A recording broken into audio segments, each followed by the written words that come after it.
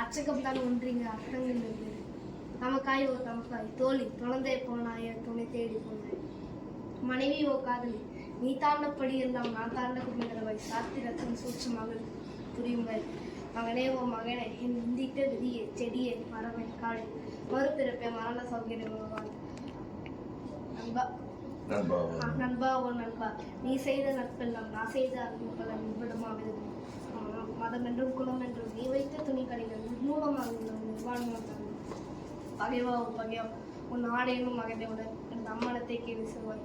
நீ முடித்திருக்கும் ஆடைகளை ஒரு தம்மனத்தில் நிலமது. வாசகா ஓ வாசகா என் சமகால சகவாசி வாசி புதிந்தால் புன்னகை செய் புதிரென்றால் பொருளும் வைத்து பிதற்ற நிலத்தொன்று பிள்ளையும் தெரித்து எனது கவி வணங்குந்தான். நாளைக்கு வந்ததை நான் தெரிவேன். இதுக்கும் ஸ்ருதிக்கும் ஒரே வயசு.